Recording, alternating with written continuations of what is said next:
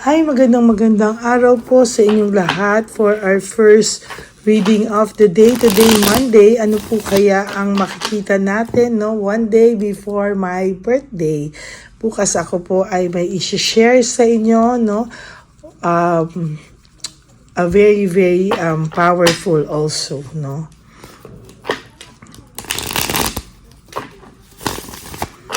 Kamusta po kayong lahat? Sana po kayo ay nasa magandang kalagayan, ano? So, na-miss ko na po itong gamitin. Hindi ko po siya nagagamit for how many days. Panay po ako yung Gold of Life na cards. Yan. Sige po. Okay. 1, 2, 3, 4, 5, 6, 7, 8, 9, and 10.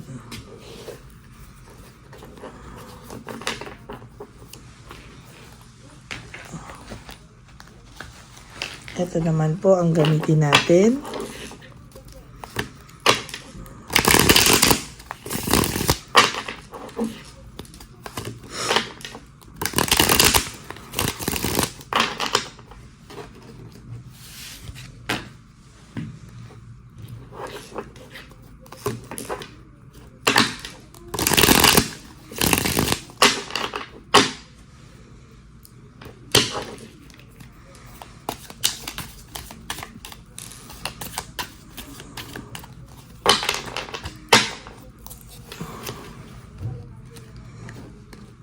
Okay, 1, 2, 3, 4, 5, 6, 7, 8, 9, and 10.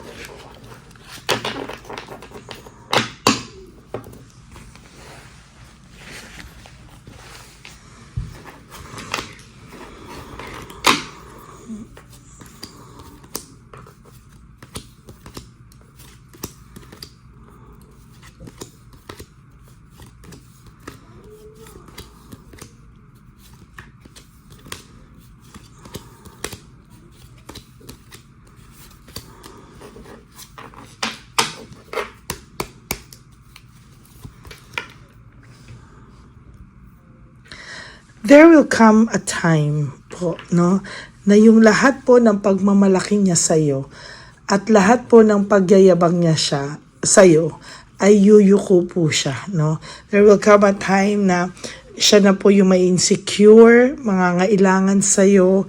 There will come a time talaga na yuyupi po siya at tatalikudan niya po lahat ng pride na ito, no. Kung sa ngayon po mayabang pa siya, kung sa ngayon po pakiramdam mo siya po ay mapagmataas, there will come a time yung pagmamataas niya ay bababa po, no? Sa nakikita ko lahat po ng pagmamataas niya ngayon, there will come a time siya naman ang magpapakumbaba sa iyo. No, lahat po ng gawin niya ngayon ay without result, no. Hindi mo po alam pero lahat po ng ginagawa niya ngayon is out of, wala po siyang nakikita na progress, no. Pabalik-balik din lang din po siya, no. Sa nakikita ko po ay paikot-ikot lang po siya, no. Akala niya okay na din siya, mamaya galit siya, mamaya mixed emotions po talaga siya sa lahat, no. And pakiramdam niya po talaga is hindi niya po alam kung ano po ang kanyang gagawin, no. Meron po siya ngayong mga moment na to, meron po siyang, ayun, bagsak na bagsak po siya, galit na galit siya, may self-pity siya, may grief, yung mga losses niya, no, pakiramdam niya ay malaki daw yung nawala sa kanya, no, pabagsak na po siya, no, tandaan niyo po ito. Pabagsak na po siya, kaya naghahanap po ito ng mga pwedeng pagkakitaan pa, no? So, pwede yung kahit tahimikan mo po ay pwedeng magalaw din, no? Talagang, ayan, no? Sa totoo lang po, meron ako nakikita dito na confused, no? May taong confused. Alam niya naman na hindi tama yung ginagawa niya, hindi rin tama yung pinili niya. Very confused po siya right at this very moment.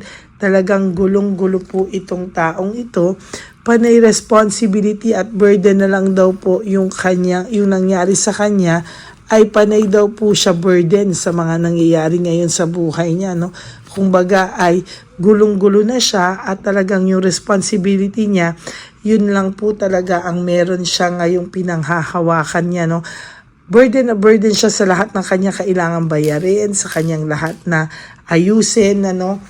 Most of the time po dito, no, ay hindi niya po akalain, no, kung ano man po ang mga nangyayari sa kanya, hindi niya po akalaing sasama po ang kanyang buhay dahil sa ginawa niya. Oh, yan. Puno po siya ng anxiety and trauma, no? Hopelessness, nawawala na po siya ng hope, no? Hopelessness, talagang sa nakikita ko dito, hindi po talaga ito umaayos at hindi po ito aayos sa mga susunod na panahon sa kanya. There is passion, high standard. Sa nakikita ko po dito ay meron po akong nakikitang hindi maayos sa kanyang pamumuhay sa ngayon. Ano?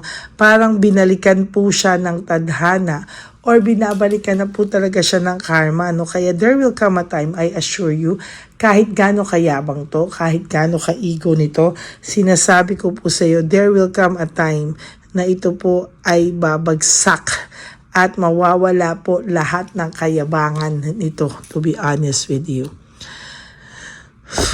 May nakikita po akong legal complications, no? Nag-iisip din po ang taong ito kung paano po niya magagawang malulusutan yung mga legalities na nagawa niya. Yung alam mo na mga immoral na ginawa niya, nag-iisip po siya ng paraan. Ngayon, papaano po ito mawawala, no?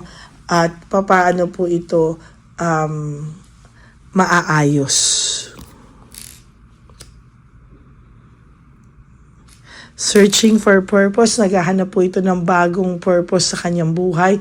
Naghahanap po ito ng bagong tatahakin. Hindi niya po alam kung ano ang mga gusto niyang gawin. Wala po siyang kagana-ganang gumawa ng kahit na ano sa ngayon, no? Fatigue and exhausted, talagang itong taong to ay sobra po yung kanyang pagka-drain, sobra yung fatigue niya, exhausted na exhausted siya sa mga pangyayari ngayon sa buhay niya na hindi niya po maramdaman kung ano daw ba ang nangyayari sa kanya, no? Ang dami niya pong impulse decision, no?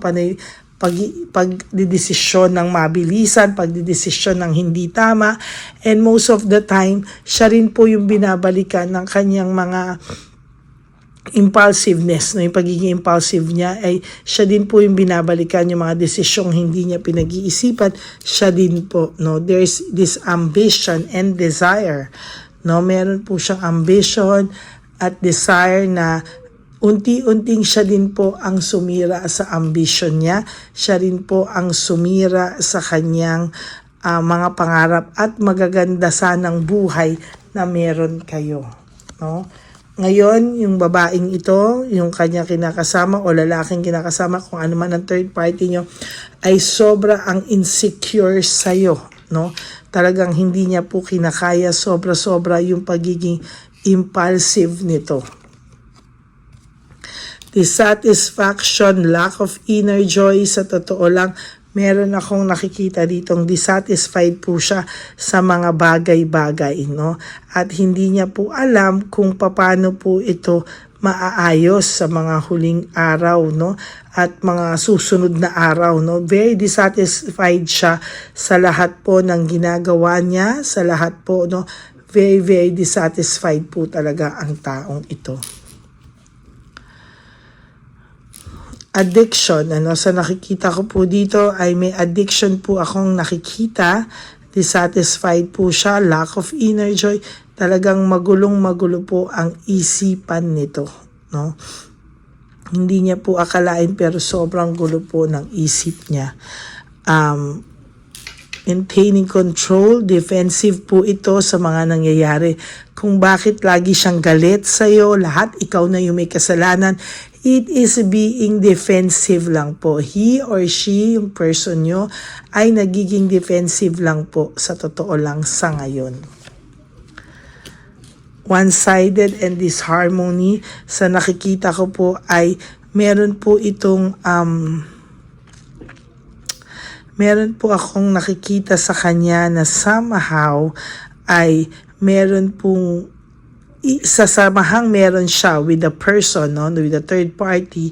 Isa sa kanila ay nawawala na ng gana, no, isa sa kanila ay lumalabas na yung totoong kulay, kaya dalawa sila mismo ay nagkakaroon na ng one-sided na dati maayos silang dalawa, nagtutulungan sila kunwari, in love sila kunwari, pero ngayon sasabihin ko po ang totoo sa inyo, no, one-sided na lang po ito, meaning yung isa na bored na, yung isa po ay paalis na yung kilig factor, no, kaya yan, no, babalik at babalikan po talaga sila nito. Alam niya po na pinag-uusapan siya, kaya ina-isolate niya yung sarili niya, nagiging defensive siya kasi kesa siya yung pag-usapan na masama. Ang ginagawa niya po, isa lang po, makita niya kakampi, ay talagang hahanap at hahanap to ng butas na ikaw ang palabasing masama at siya yung biktima.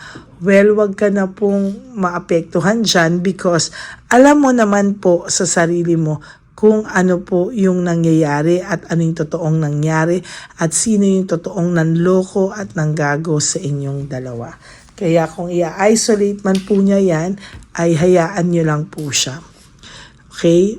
Naisip niya rin po most of the time yung sacrifices mo sa kanya at yung pagiging martyr mo sa kanya na ngayon ay parang wala na.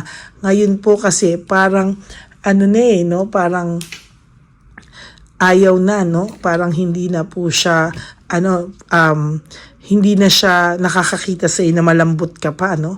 Talagang nakikita niya sa iyo ay, ang nakikita niya po sa inyo ngayon ay, patapang ka na, matapang ka na, palaban ka na, yan ang nakikita niya sa iyo. And for your last card, very, very confused po ang person niyo talaga, no?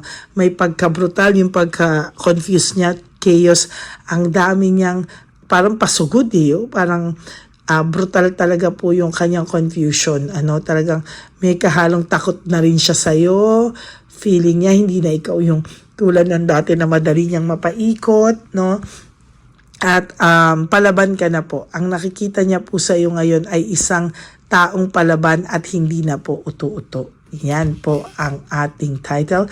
Nakikitaan ka na po niya na ikaw ay matapang na at hindi na uto-uto. Ikaw ay palaban na. So that's it. Yan po ang ating first reading of the day. I hope na nag-resonate sa inyo. And if you do, can you please give me a like and comment down below para naman po sa inyong para naman po makita ko kung ano po ang inyong saloobin. Okay? Maraming salamat po. And for those of you who would like to have a private reading with me, you can message me po at Ladyly Elena. That's Ladyly Elena. Nasa dulo po yan ng ating video.